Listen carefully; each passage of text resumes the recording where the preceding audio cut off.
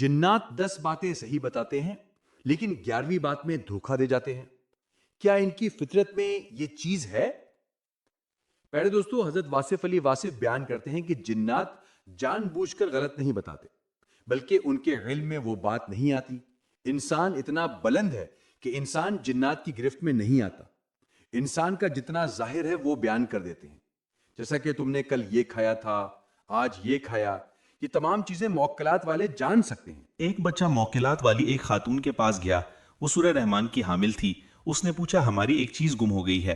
اس نے کہا جو چیز گم ہوئی ہے وہ زیور تو فلاں کٹورے کے اندر رکھا ہوا ہے اور غلطی سے رکھا گیا ہے، کسی نے چوری نہیں کی ہے. اس شخص نے جا کے دیکھا تو زیور وہاں پڑا ہوا تھا.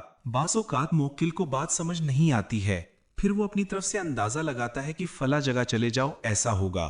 فرض کرو ایک جن ہے جو آپ کو ساری باتیں بتاتا ہے.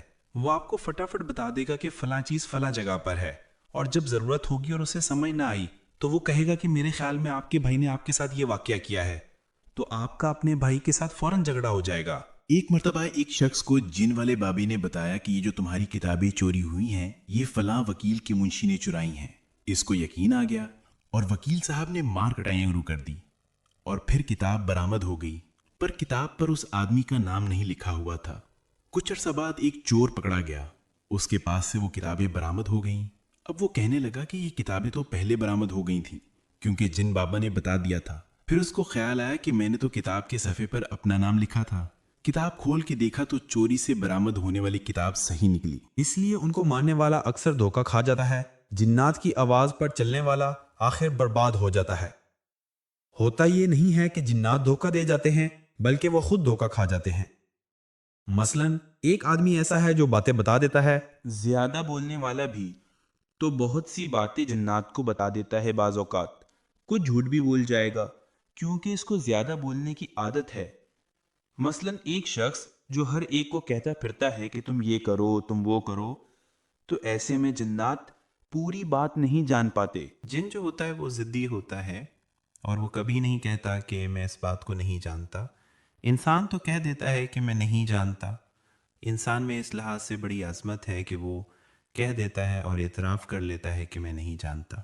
فرشتے بھی کہہ دیتے ہیں کہ ہم نہیں جانتے، سوائے اس کے کہ جو اللہ نے بتایا بس اتنا ہم جانتے ہیں. ابلیس بھی جن تھا، جن نار سے بنا ہوا. وہ کہتا ہے میں سب سے بہتر ہوں.